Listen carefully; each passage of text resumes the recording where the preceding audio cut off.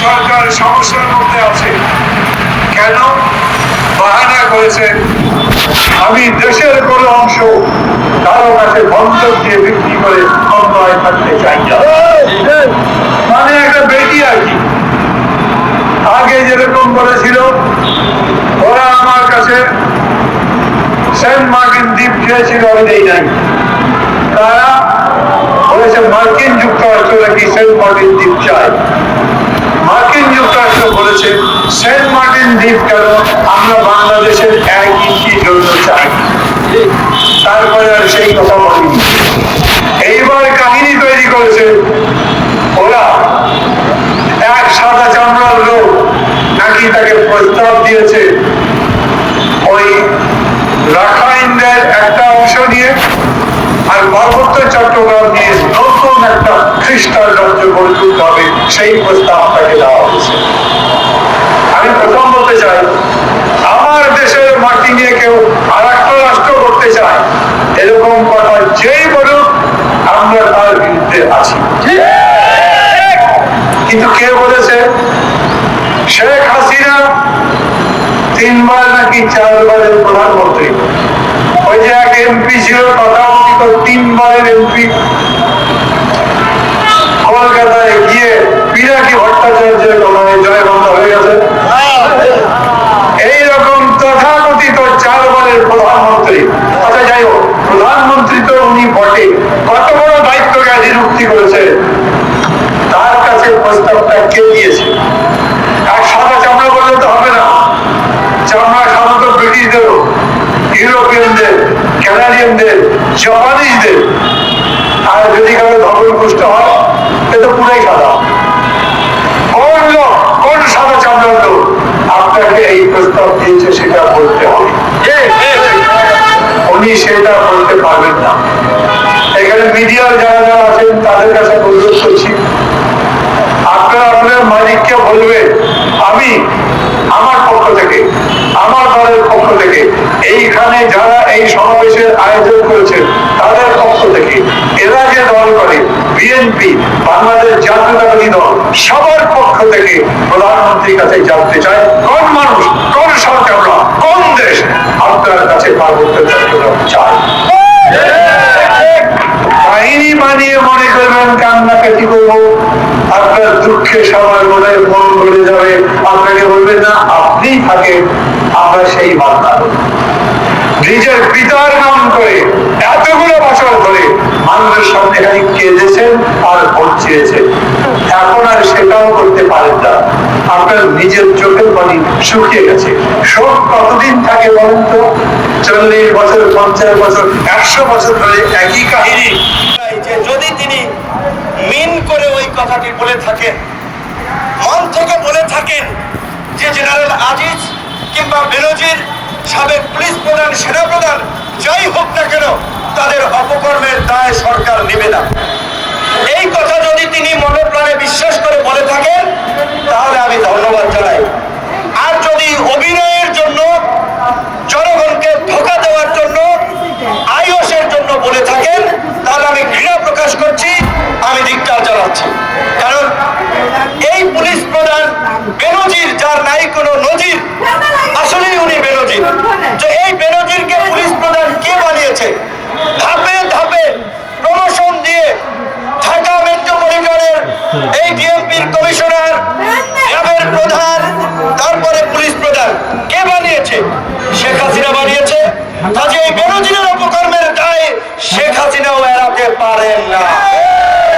একইভাবে এই পুরান ঢাকার সন্ত্রাসী পরিবারের সন্তান, গোষ্ঠী সন্ত্রাস, আপন ভাইয়ের সন্ত্রাস, খুনি, 90-এর দশকে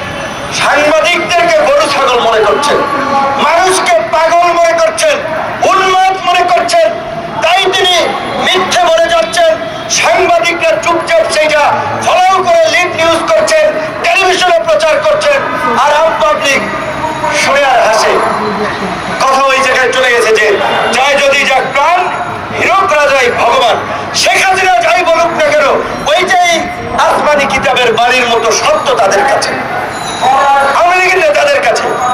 এবং তিনি প্রতিনিয়তই এই ভোট আর নির্বাচন নিয়ে মিথ্যাচার করে যাচ্ছেন, জনগণের সঙ্গে ইচ্ছামি করে যাচ্ছেন। যে জনগণ আমাদেরকে ভোট দিয়েছে, আমরা এই দেশে জনগণের ভোটের অধিকার ফিরিয়ে দিয়েছি, ভাতের অধিকার ফিরিয়ে দিয়েছি, আওয়ামী লীগ না থাকলে দেশে উন্নয়ন হয় না, এই সমস্ত ফালতু কথা বলে বেড়াচ্ছেন, ইচ্ছামির কথা বলে বেড়াচ্ছেন একটা দেশের প্রধানমন্ত্রী, এবং রাষ্ট্রীয় মস্করা করছে। ওই যে আমাদের এক ভাই বলছে না, দুইজনে গল্প করতেছে, আমার ফেসবুকে দেখলাম লেখা লেখি হচ্ছে। একজন জিজ্ঞেসে, ভাই দেশের অবস্থা কি? দেশের অবস্থা জেলখানার মতো। কেমন? জেলখানায় আজান দেয় ছিনতাইকারী, ইকামতি করে চোর, নামাজ পড়ায় খুনি, তাই না? জেলখানায় তো ম্যাক্সিমাম অপরাধী নেই, জেলখানায় তাদের সাজায় যারা থাকে, তো সেইখানে তো ইমামতিও করে সেই অপরাধীরা, নামাজও ওই আজানও দেয় আপনার অপরাধীরা, আবার মোনাজাতও ধরে সেই অপরাধীরা। তো আজকে এই দেশের দিকে যদি তাকান, এই দেশ কারা চালাচ্ছে? ওই ছিনতাইকারী, চোর, ডাকাত, লুটেরারা চালাচ্ছে। অর্থ পাচার হয়ে যাওয়ার পরে আমরা সব জাতি সবাই জানেন, বাংলাদেশ ব্যাংকের সঙ্গে বিএফইউ তারা আমাদের কাছে একটা তথ্য দিচ্ছে 6 মাস পরে অর্থ পাচার হয়ে যাওয়ার পরে। তারা যদি সময় মতো পদক্ষেপ নেয়, বাংলাদেশ ব্যাংকে আপনি জানতো একটা টাকা পাঠানোর জন্য, আপনার চিকিৎসার জন্য $10,000 নিয়ে জানতো, বাংলাদেশ ব্যাংকের পারমিশন ছাড়া পারবেন? যেগুলি যায় কিভাবে হবে এটা আপনারাই বিবেচনা করেন। যে জলোচ্ছ্বাস, ভারী বর্ষণ এবং সেই সাথে দমকা থেকে জোরু হাওয়া সন্ধ্যা থেকে মধ্যরাত নাগাদ স্থলভাগ অতিক্রম করতে পারে। জলোচ্ছ্বাসের কথাটা বলেছি 8 থেকে 10 ফুট, এবং ভারী বর্ষণ আরেকটি অংশ। দমকা অথবা জোরু হাওয়ার আকারে 120 কিলোমিটার পর্যন্ত বৃদ্ধি পাচ্ছে। প্রবল ঘূর্ণিঝড় কেন্দ্রের নিকটবর্তী এলাকায় সাগর বিক্ষুব্ধ রয়েছে। প্রবল ঘূর্ণিঝড় কেন্দ্রের 66 কিলোমিটারের মধ্যে বাতাসের একটানা সর্বোচ্চ গতিবেগ ঘন্টায় 90 কিলোমিটার, যা দমকা অথবা জোরো হাওয়ার আকারে 120 কিলোমিটার পর্যন্ত বৃদ্ধি পাচ্ছে। প্রবল ঘূর্ণিঝড় কেন্দ্রের নিকটবর্তী এলাকায় সাগর বিক্ষুব্ধ রয়েছে। পায়রা ও মংলা সমুদ্র বন্দরকে 7 নম্বর বিপদ সংকেত নামিয়ে তার পরিবর্তে 10 নম্বর মহা বিপদ সংকেত, আমি আবার বলছি 10 নম্বর মহা বিপদ সংকেত দেখাতে বলা হয়েছে। উপকূলীয় জেলা খুলনা, সাতক্ষীরা, বাগেরহাট, পিরোজপুর, ঝালকাঠি, বরগুনা, বরিশাল, ভোলা, পটুয়াখালী এবং তাদের অদূরবর্তী দ্বীপ ও চরসমূহ 10 নম্বর মহা বিপদ সংকেতের আওতায় থাকবে। কক্সবাজার ও চট্টগ্রাম সমুদ্র বন্দরকে 6 নম্বর বিপদ সংকেত নামিয়ে তার পরিবর্তে 9 নম্বর মহা বিপদ সংকেত, আমি আবার বলছি 9 নম্বর মহা বিপদ সংকেত দেখে যেতে বলা হয়েছে। উপকূলীয় জেলা চট্টগ্রাম, কক্সবাজার, ফেনী, কুমিল্লা, নোয়াখালী, লক্ষ্মীপুর, চাঁদপুর এবং তাদের অদূরবর্তী দ্বীপ ও চরসমূহ 9 নম্বর মহা বিপদ সংকেতের আওতায় থাকবে। খুলনা, সাতক্ষীরা, বাগেরহাট, পিরোজপুর, ঝালকাঠি, বরগুনা, বরিশাল, ভোলা, পটুয়াখালী, ফেনী, কুমিল্লা, নোয়াখালী, লক্ষ্মীপুর, চাঁদপুর, চট্টগ্রাম ও কক্সবাজার জেলার নদী বন্দর সমূহকে 4 নম্বর নৌ মহা বিপদ সংকেত, আমি আবার বলছি 4 নম্বর নৌ মহা বিপদ সংকেত দেখে যেতে বলা হয়েছে। প্রবল ঘূর্ণিঝড়ের অগ্রগতি অংশ ও বায়ুর চাপের আধিক্যের প্রভাবে উপকূলীয় জেলা খুলনা, সাতক্ষীরা, বাগেরহাট, পিরোজপুর, ঝালকাঠি, বরগুনা, বরিশাল, ভোলা, পটুয়াখালী, ফেনী, কুমিল্লা, নোয়াখালী, লক্ষ্মীপুর, চাঁদপুর, চট্টগ্রাম, কক্সবাজার এবং তাদের অদূরবর্তী দ্বীপ ও চরসমূহের নিম্নাঞ্চল স্বাভাবিক জোয়ারের চেয়ে 8 থেকে 10 ফুট বায়ুতাড়িত জলোচ্ছ্বাসে প্লাবিত হতে পারে। প্রবল ঘূর্ণিঝড়ের প্রভাবে রাজশাহী, রংপুর, ময়মনসিংহ, ঢাকা, খুলনা, বরিশাল ও চট্টগ্রাম এবং সিলেট বিভাগের দমকা অথবা জোরো হাওয়া সহ বাড়ি থেকে অতি ভারী বর্ষণ হতে পারে। অতি ভারী বর্ষণের প্রভাবে কক্সবাজার, বান্দরবান, রাঙ্গামাটি, খাগড়াছড়ি ও চট্টগ্রামের পাহাড়ি অঞ্চলে ও কোথাও কোথাও ভূমিধস হতে পারে। উত্তর বঙ্গোপসাগর ও গভীর সাগরে অবস্থানরত সকল মাছ ধরার নৌকা ও ট্রলার সমূহকে পরবর্তী নির্দেশ না দেওয়া পর্যন্ত নিরাপদ আশ্রয়ে থাকতে বলা হয়েছে। এই ছিল আজকে আমাদের 10 নম্বর আবহাওয়ার বিশেষ বিজ্ঞপ্তির প্রবল ঘূর্ণিঝড় নিয়ে সর্বশেষ অবস্থা। এটি আজ 26শে মে সন্ধ্যা থেকে মধ্যরাত নাগাদ স্থলভাগ অতিক্রম করতে পারে। এটা আমরা এখানে বলেছি যে কেন্দ্রটার অতিক্রমের সময়। তো আপনি যে প্রশ্নটা করেছেন যে অগ্রভাগ, অবশ্যই একটা সুন্দর প্রশ্ন। অগ্রভাগ আজ বিকাল 3টার থেকে উপকূলীয় জেলাগুলিতে, যে সমস্ত জেলা আমি পড়ে শোনালাম যে উপকূলীয় যে আমাদের 14টা জেলা আছে, সেই সমস্ত জেলাগুলিতে এর অগ্রভাগের প্রভাবে ভারী বৃষ্টিপাত সহ দমকা থেকে জোরো হাওয়া বয়ে যাবে এবং এটা যতই সাইক্লোনটা উপকূলের দিকে অগ্রসর হতে থাকবে ততই সেই দমকা বাতাস এবং বৃষ্টিপাতের পরিমাণ ক্রমান্বয়ে বৃদ্ধি পাবে এবং এটা স্থলভাগের দিকে ততই অগ্রসর হবে এবং ফাইনালি এর যে কেন্দ্র, এটি মধ্যরাতের মধ্যে এটা বাংলাদেশের উপকূল অতিক্রম সম্পন্ন হবে। এখানে কয়েকটা বিষয় আমি উল্লেখ করেছি। সেটি হলো যে জলোচ্ছ্বাসের কথা বলেছি 8 থেকে 10 ফুট এবং ভারী বর্ষণ আরেকটি অংশ, আর দমকা বাতাস। এই যে 3টা অংশ একই সাথে কার্যক্রম চলবে, সেহেতু এখানে যে তাণ্ডব হবে এটা আপনারাই বিবেচনা করেন যে জলোচ্ছ্বাস, ভারী বর্ষণ এবং সেই সাথে দমকা থেকে জোরো হাওয়ার বাতাসটা 90 থেকে 120 কিলোমিটার পর্যন্ত, কোথাও কোথাও আরো হঠাৎ করে একটু বেশিও হতে পারে। এটা একেবারে পারফেক্ট মেজারমেন্ট নয়, কোথাও 130ও হয়ে যেতে পারে, যে সেই ধরনের বাতাস হবে। সুতরাং এটা অতিক্রমের সময় এবং তার আগে পরে এই যে প্রভাব, এটা খুব ভয়াবহ অবস্থায় হবে। এখানে এটা আজকে রাতের পরেও এটা সেন্টার অতিক্রম করবে রাত 12টায় ধরেন, তার পরবর্তীতে তার পিছন অংশ রয়ে গেছে, সেটাও অতিক্রম করতে রাত আরো 3টাও বাজতে পারে বাকি অংশ। আমরা এখানে কেন্দ্রটার কথা বলেছি যে মধ্যরাতে সে অতিক্রম করবে। খুশি, কারণ গ্লোবাল ওয়ার্মিং যখন হচ্ছে, আপনারা জানেন যে ঘূর্ণিঝড় কখন সৃষ্টি হয়, সাগরের এসএসটি, যেটাকে এসএসটি অর্থ হলো সি সারফেস টেম্পারেচার। এই সি সারফেস টেম্পারেচার যখন 26 ডিগ্রি তার চেয়ে অধিক হয়, তখন এই সাইক্লোনটা তৈরি হয় সাগরে। গ্লোবাল ওয়ার্মিং এর কারণে দেখা যাচ্ছে সাগরের তাপমাত্রাও বেড়ে যাচ্ছে। এইখানে যে সাইক্লোনটা হচ্ছে, বর্তমানে আমরা সেই এসএসটি পাচ্ছি 30 থেকে 32 ডিগ্রি এবং এটা আজকে এখন অ্যানালাইসিস চলতেছে। আমার মনে হয় যে এটা 33-34-এ উঠে গেছে, যেহেতু সিভিয়ার সাইক্লোন পরিণত হয়ে গেছে। কোথাও কোথাও 34 ডিগ্রি টেম্পারেচারও হয়ে যেতে পারে, কারণ গতকালকে আমরা দেখেছি 30 থেকে 32 ডিগ্রি টেম্পারেচার নর্থ বেতে এবং তার সেন্ট্রাল বেতে এই ধরনের টেম্পারেচারে। 10 এক পর্যায়ে তাকে একটা ক্লোরোফর্ম মানে চেতনা নষ্ট তার মুখে নাকে দিয়ে দিলে চেতনা নষ্ট হয়ে যায়। তখন তারা ছবি তুলেছে তার নোট, কিন্তু পরবর্তী পর্যায়ে তার আর জ্ঞান ফিরে নাই। তখন তারা আর তাদের যে 2 দিনের প্ল্যান সেটা বেঁচে গেছে। তখন তারা তাদের যে পূর্ববর্তী প্ল্যানে চলে আসে, তাকে প্রথম কিন্তু তারা হত্যাটা করবে না।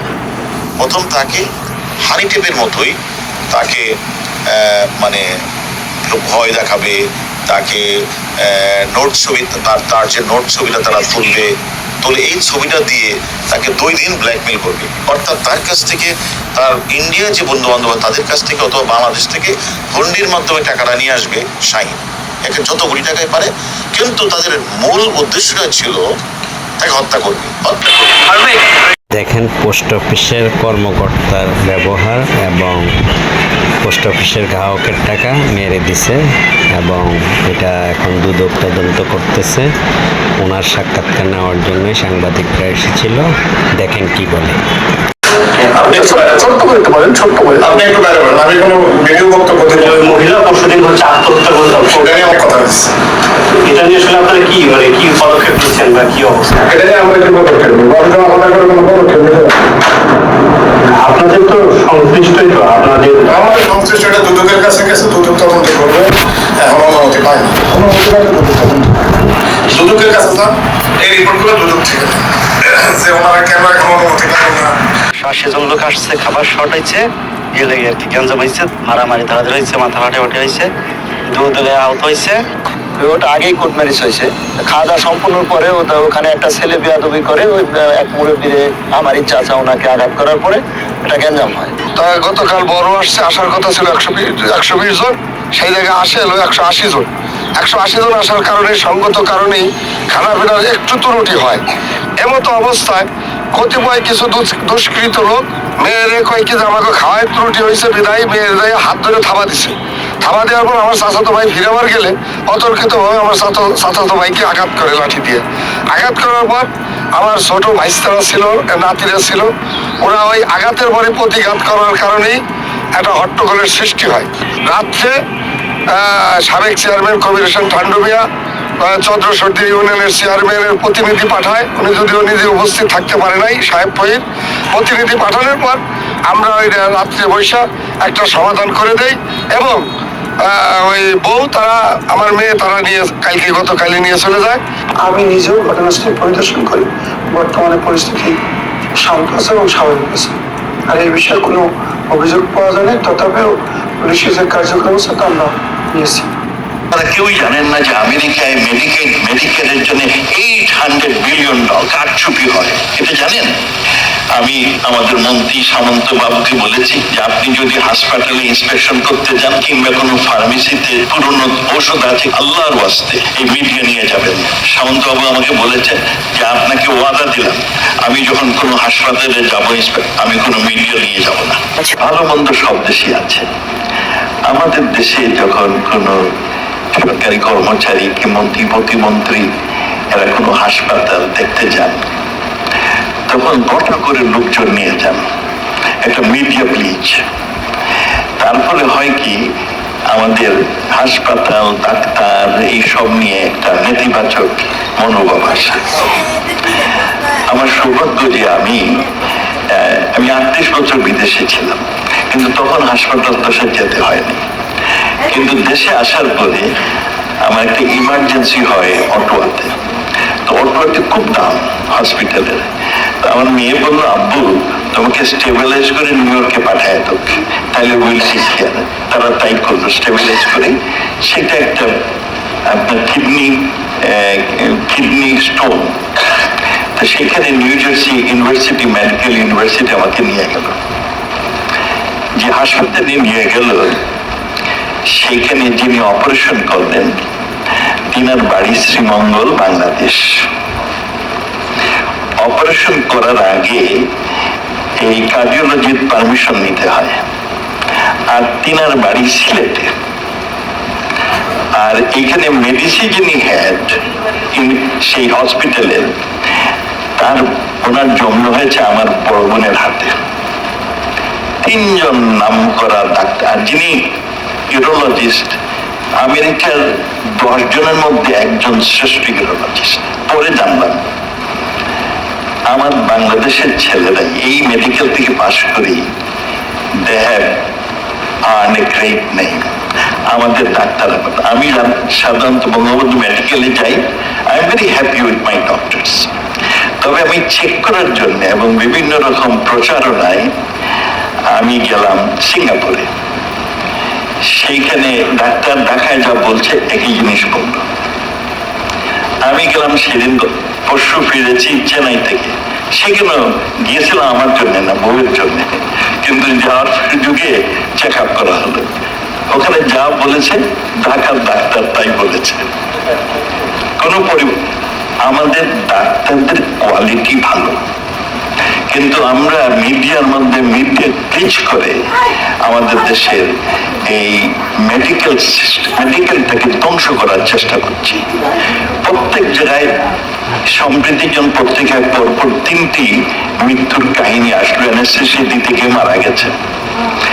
ডাক্তার কিন্তু একটা ভালো নাম করা ইউনিভার্সিটির ডাক্তার, প্রাইভেট হসপিটালের কাজ করার সময় নজরদারি ঠিক মতো করেন নাই, তাই দুর্ঘটনা ঘটেছে। এগুলো বিদেশেও হয়, বিদেশে হলে ওই হসপিটাল পেনাল্টি দেয়, ফাইন দেয়, কিন্তু কেউ জানে, ওই লোকই জানে, অন্য কেউ জানে। আমাদের এখানে এটা এত ফলো করে বলা হয়, তার ফলে আমাদের দেশের জনগণ মনে করে আমাদের হাসপাতালগুলো বোধহয় খুব খারাপ। এর ফলে হাজার হাজার লোক ইন্ডিয়া যাচ্ছে, আপনার ব্যাংকক যাচ্ছে, সিঙ্গাপুর যাচ্ছে। প্রতি বছর প্রায় 7-8 বিলিয়ন ডলার আমাদের এই মেডিকেল বাবদে বিদেশে খরচ হচ্ছে, 7 to 8 বিলিয়ন ডলার। আর এখানে আমি করছি কি, এই মিডিয়া ব্লিজের কারণে আমার হাসপাতালগুলোর আমি ধ্বংস ডেকে আনতেছি। আমি মাননীয় প্রতিমন্ত্রীকে বলবো, আমি আমাদের মন্ত্রী সামন্ত বাবুকে বলেছি যে আপনি যদি হাসপাতালে ইন্সপেকশন করতে যান কিংবা কোনো ফার্মেসিতে পুরনো ঔষধ আছে, আল্লাহর ওয়াস্তে এই মিডিয়া নিয়ে যাবেন না। আমেরিকার রুটিন মোতাবেক এই চেকিং হয়, রুটিন মোতাবেক। আপনারা কেউই জানেন না যে আমেরিকায় মেডিকেলের জন্য 800 বিলিয়ন ডলার কারচুপি হয়, এটা জানেন? এটা জানেন না, কিন্তু গভর্নমেন্ট অ্যাকশন নিচ্ছে। আমাদের দেশে অ্যাকশন নেওয়া দরকার, কিন্তু তাই বলে মিডিয়া ব্লিচ করা ঠিক না। কাজে এতে মানুষের মনে আমাদের হাসপাতাল সম্পর্কে বাজে ধারণা হয়। তো এইটা একটা আমার অনুরোধ থাকবে। সামন্তবাবু আমাকে বলেছেন যে আপনাকে ওয়াদা দিলাম, আমি যখন কোনো হাসপাতালে যাবো আমি কোনো মিডিয়া নিয়ে যাব না। It will not be media, এইটা আমার একটি যেতে। আর দ্বিতীয়ত আমি যেটা বলতে চাচ্ছি যে আমরা বিদেশে যখনই লেবার পাঠানোর জন্য বলি, ওরা সব দেশে আমাদের ডাক্তার নার্স চায়। এই কুয়েতের কথা বলেন, আমরা পাঠিয়েছি কিছু, আরো চাই।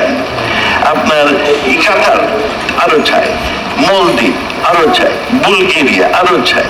প্রত্যেক দেশে আমাদের এই ডাক্তার, ইংল্যান্ডে 52% জব নার্সদের খালি, আমেরিকাতে কয়েক লক্ষ নার্স চাই।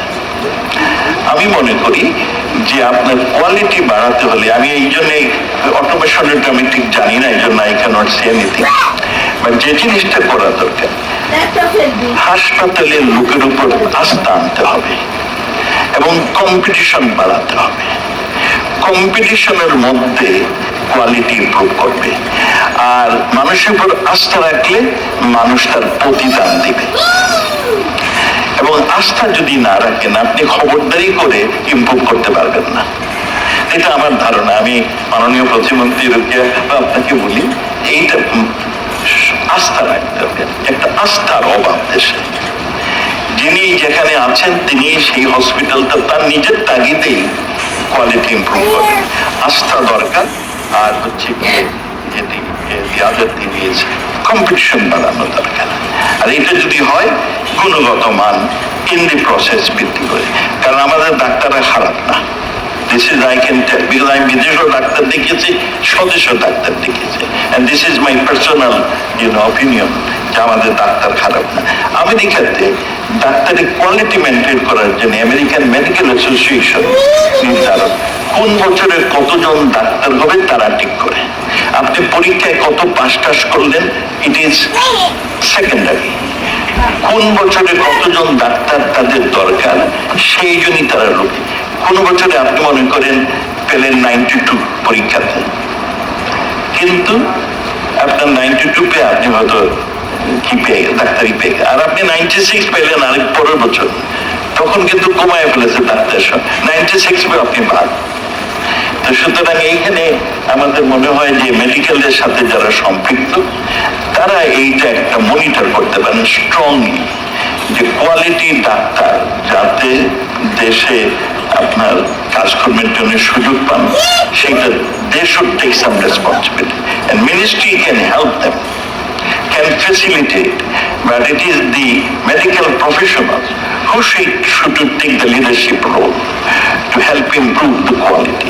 আর সরকার যেটা চাইবে যে মানুষের উপর কনফিডেন্স বাড়ানো আর এই কম্পিটিশন বাড়ানো, এগুলো হলে পরে আমার ধারণা আমার কোয়ালিটি বাড়ে। অসংখ্য ধন্যবাদ। মহোদয় নিখোঁজের পরে এমপি মহোদয় যে প্ল্যাটফর্মটা ছিল, আপনারা জানেন যে আওয়ামী লীগের ভিতরে অভ্যন্তরীণ কোন্দল আছে, দুটি গ্রুপ আছে। তো এমপি মহোদয় নিখোঁজের পর থেকেই আমাদের যারা মনোনয়ন প্রত্যাশী ছিল, এর আগে যারা এমপি হওয়ার স্বপ্ন দেখেছিল, তাদেরও বিভিন্ন গ্রামে বিভিন্ন ইউনিয়নে কিছু নেতাকর্মী আছে উচ্ছৃঙ্খল।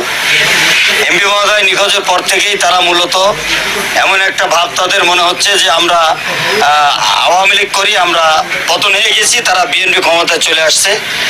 বিভিন্ন গ্রামে গঞ্জে আমাদের নেতাকর্মীদেরকে হুমকি ধামকি, বিভিন্ন ব্যবসা প্রতিষ্ঠানের কেড়ে নেবে, দখল করবে, এই ধরনের হুমকি ধামকি যারা অব্যাহত রেখেছে, সেই নেতাকর্মীরা আজকে আমাদের কাছে এসেছিল যে আমাদের বিভিন্ন জায়গায় এরকম হুমকি ধামকি বা বিভিন্নভাবে আমাদের শারীরিক নির্যাতন করবে, এরকম একটা ষড়যন্ত্র চলছে।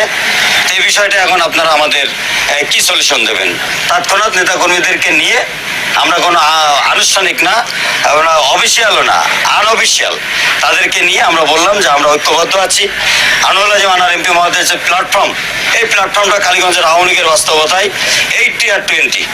আমাদের পক্ষে এখনো এমপি মহোদয়ের পক্ষে এখনো 80% আওয়ামী লীগের জনসমর্থন সহ দলমত নির্বিশেষে সর্বসাধারণের জনসমর্থন আছে। ইনশাল্লাহ আমরা চেষ্টা করব যে আমাদের আওয়ামী লীগের কোনো নেতাকর্মীকে যাতে আমাদের শরীরে এক বিন্দু রক্ত থাকতে যাতে কোনো নেতাকর্মী ক্ষতিগ্রস্ত না হয়। আনোয়ার জামান আর এমপি মহোদয়ের শক্তিতে রূপান্তরিত করে জননেত্রী শেখ হাসিনা যে সিদ্ধান্ত আসবে আগামীতে, সেই সিদ্ধান্তে উপরে সবাই অনড় থেকে ইনশাল্লাহ আমরা আগামী দিন যে কোনো বৈতরণী, যে কোনো কর্মসূচি দলীয় আমরা ইনশাল্লাহ পালন করব। মেনশন আছে বেশ কিছু জায়গায়, এগুলো আসলে কারা করছে আপনারা একটু খোঁজ নেন। নরডাঙ্গাতে হয়েছে, তারপরে রঘুনাথপুরে হয়েছে, ঝনঝনে হয়েছে, এই কাস্টমার ইউনিয়নে, তারপরে আপনার এই পূর্ব অঞ্চলে কিছু জায়গায় হচ্ছে। মানে হুমকি দিচ্ছে আর কি এখন থেকে, এই যে আর 2-1 দিন গেলে তারা আগ্রাসী ভূমিকায় যাবে এমন একটা টেন্ডেন্সি তাদের। তো তার থেকে আমাদের নেতাকর্মীদের সতর্ক থাকতে বলেছি, আইন শৃঙ্খলার অবনতি যাতে আমাদের নেতাকর্মী দ্বারা না হয় বলেছি। যে কোনো সুবিধা অসুবিধা হলে আমাদেরকে ফোন দিতে, আমরা প্রশাসনের সহায়তা নিয়ে আমরা সেই দুষ্ট লোকদেরকে আমরা দমন করবো ইনশাল্লাহ। তাদের একটা গ্রুপ আছে, আপনারা সকলে জানেন, আমি কারো নাম বলবো না, আমি নাম মেনশন করতে চাই না। আপনারা খোঁজ নেন কারা কারা এমপি হতে চেয়েছিল, কারা মনোনয়ন প্রত্যাশী ছিল, কারা গ্রুপিং করে, কারা এমপি মহোদয় বিপক্ষে অবস্থা নিয়েছে, এটা তো আপনারা জানেন সব। এটা আমার মুখ দিয়ে শোনার কোনো দরকার নেই। আর আমরা এই ইসের ভিতরে কিছু কর্মসূচি গ্রহণ করলাম যে আমরা ইউনিয়নে আমরা ইউনিয়ন চেয়ারম্যান, আওয়ামী লীগের সভাপতি, সম্পাদক, নেতৃবৃন্দ দিয়ে আমরা আপনার মানববন্ধন করব।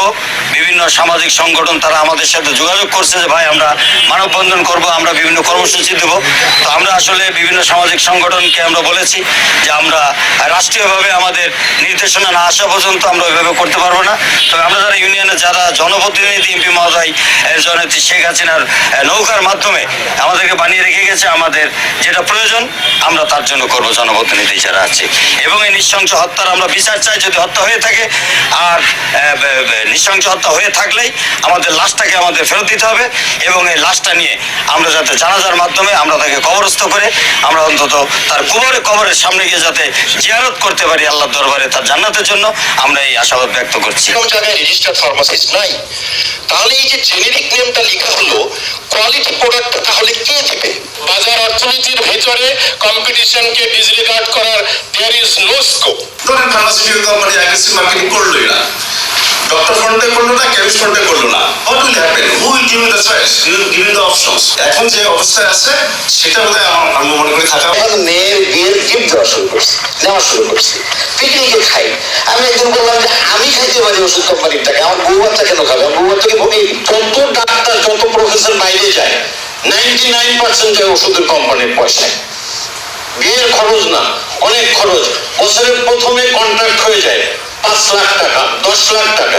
180 থেকে 290টা ওষুধ কিনে সরকার, এবং এগুলো যদি টোটালি বিনা পয়সায় জেনেরিক নামে দেওয়া হয়, সাধারণ মানুষের ঘাট থেকে 10 থেকে 12,000 কোটি টাকার বোঝা এক ধাক্কায় নেমে যাবে।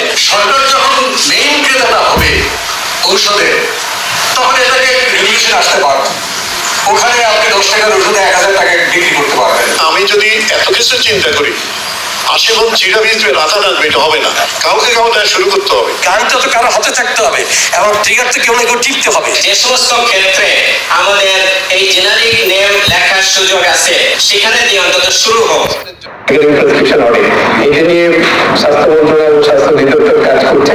আমার মনে হয় যে সিএমই নিয়েও কাজ করছে, মেডিকেল এডুকেশন, এই পুরো জিনিসগুলি আমরা দেখছি। আমাদের হেলথ কেয়ারটা লোয়ার ট্রায়াল থেকে বিভিন্ন জায়গায় এত বেশি ফ্রেগমেন্টেড হওয়ার জন্য কিন্তু প্রবলেম বেশি হচ্ছে। আমরা এটাকে ওয়ান আমব্রেলা সার্ভিসে আনতে চাই। কতগুলি যৌক্তিকতাও নির্ধারণ করেন, তাহলেই তো হয়। আমরা যত বৈঠকের মাধ্যমে তাদের সাথে আমাদের কথা হচ্ছে, আমরা মনে করি পর্যায়ক্রমে আমরা মানে অনেক তথ্যই আমরা দুই দেশের আদান প্রদান আমরা করেছি। আমরা পর্যায়ক্রমে আমরা সিস্টেম অ্যানালাইজ এবং আমরা যেদিকে স্থানগুলি পরিদর্শন, বিভিন্ন বিষয়গুলি আমরা পরিদর্শন করার ইচ্ছা প্রকাশ করছি। এখন কোথায় যাবেন আপনারা মূলত? এখন আমরা গিয়ে এখন আমাদের প্রথমে কাজ হচ্ছে ওনাদের সাথে কমিউনিকেশন করা। আমাদের বাংলাদেশের পার্টনাররা আমাদের এসেছেন, আমাদের রিসিভ করেছেন। আমরা একটা হোটেলে যাবো, হোটেলে গিয়ে আমরা আমাদের পরবর্তী কার্যক্রমটা কি হবে সেটা আমরা বাংলাদেশে নিয়ে যাওয়ার কোনো পরিকল্পনা আছে? সেটা আমরা আসলে আপনারা জানেন যে দুটি দেশ তো ভিন্ন, যদি দুটি দেশ ভিন্ন, দুই একই দেশ হতো তাহলে আমরা আমাদের বাংলাদেশের আসামি এবং এখানকার আসামিকে আমরা মোকাবিলা করতে পারতাম। কিন্তু যেহেতু ভিন্ন, আমরা হোয়াটসঅ্যাপের মাধ্যমে, ভিডিও কলের মাধ্যমে আমরা অনেক কথাই বলেছি, অনেক অগ্রগতি আমরা করেছি। আমরা মনে করি আমরা এটা অত্যন্ত বাংলাদেশ কর্তৃপক্ষ এবং ইন্ডিয়ান কর্তৃপক্ষের সাথে কথা বলে যেটা করা আইনসম্মত সেটি আমরা কোনো খোঁজ কি আপনারা এখনো পেয়েছেন? না, আপনারা এটা জানেন যে এখানে আখতারুজ্জামান আসলে এখানে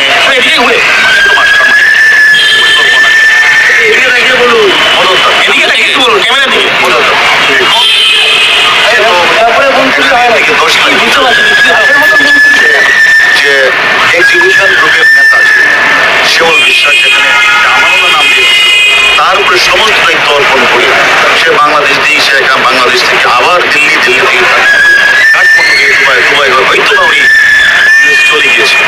আমরা আমাদের বাংলাদেশের ঊর্ধ্বতন কর্তৃপক্ষের সাথে কথা বলেছি, তাকে ইন্টারপোলের মাধ্যমে কীভাবে কাজটা করা যায় এবং আমরা এই বিষয়টা যেহেতু এখানে হত্যাকাণ্ড পশ্চিমবঙ্গে কলকাতায় ঘটেছে, আমরা কলকাতা পুলিশের সাথেও এই বিষয়ে ইন্টারপোলের সহায়তা আমরা আরো ভালো করি, সেজন্য আমরা কলকাতা পুলিশের সাথে এই বিষয়ে কথা বলি। ভাই 3 দিনও বডি পাওয়া গেল না, আপনারা তিনজনকে ইন্টারভিউশন করেছেন, তারা কি বলেছে? মানে এখান থেকেও মিসগাইড করা হচ্ছে, জিহাদকে নিয়ে ঘুরে দেখানো হচ্ছে যে কোথায় কোথায় হচ্ছে। আপনারা ইন্টারভিউশনে কিছু পেয়েছেন যে কোথায় ফেলা হয়? আসলে দেখেন, যেহেতু মানে তাকে হত্যা করে গুম করার উদ্দেশ্যে ঐতিহাসিকভাবে কুচি করে লাশটাকে ফেলে দেওয়া হয়েছে, এটা আমরা জানি। আমরা ওইখান থেকে যেটা দেখেছি, তারা ওই তাদের মধ্যে যে আসামিকে গ্রেপ্তার করছে তাকে নিয়ে কলকাতা সিআইডি অনেক কাজ করছে, অনেক দূরে এগিয়েছে। আমার বিশ্বাস দ্রুত সম্ভবই আপনারা তার তথ্যটা পেয়ে যাবেন। আসলে আপনাদের দেশে পশ্চিমবঙ্গে আমরা মাত্র নাম, আপনারা জানেন ক্রিমিনাল এবং আমাদের যে অফেন্স করে একটি কথা আছে, অর্থাৎ কোনো ব্যক্তি যদি বাংলাদেশের বাহিরে, নিজ দেশের বাহিরে কোনো অপরাধটা করে, নিজ বাইরে গিয়ে অপরাধ করলো, যদি নিজ দেশের দেশে অপরাধটা করে তার যেমন আমরা করতে পারি, তেমনি কিন্তু এক্সট্রা জুডিশিয়াল অফেন্সের, এক্সট্রা টেরিটোরিয়াল অফেন্সের ক্ষেত্রে আমরা কিন্তু তার আমরা সুষ্ঠু তদন্তের মাধ্যমে আমরা বিচারের সম্মুখীন করতে পারি। আর আপনারা জানেন আসলে আমাদের দেশের বাংলাদেশের একজন জনপ্রিয় সাংসদ আনোয়ার আলী আনাস সাহেব, তাকে নৃশংসভাবে হত্যা করে গুম করার উদ্দেশ্যে বৈশ্বিকভাবে তাকে প্রকাশ করে তাকে দেশের মাটিতে কোথাও ফেলে দেওয়া হয়েছে।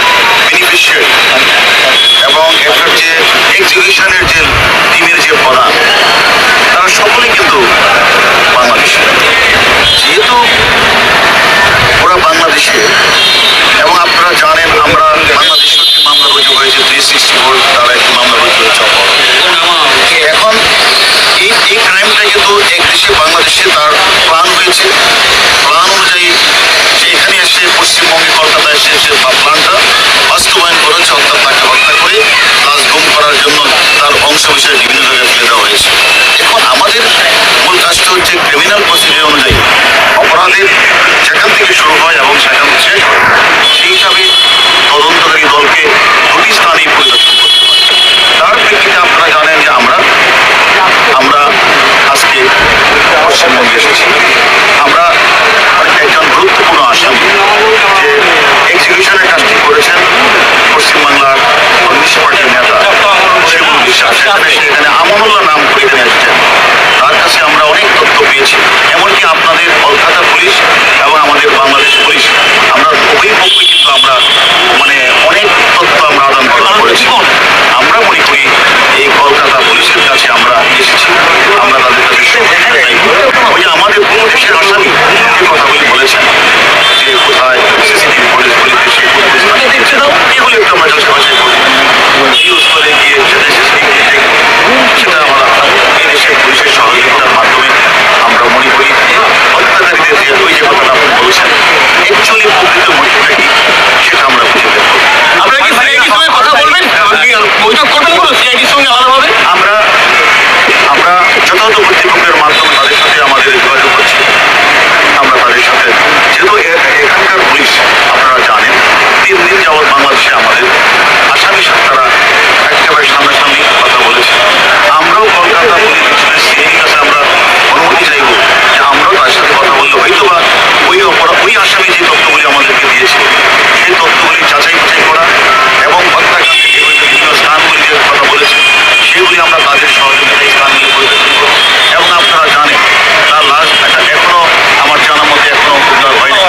এখন আমরা ওনাদেরকে কোনোভাবে তার কাজের সাথে থেকে আমরা পুরো লাশ অথবা অংশ বিশেষ আমরা উদ্ধার করতে পারি কিনা আমরা তাদের কাজে সহযোগিতা করার চেষ্টা। Subscribe with share and like. Press the bell icon. Thank you.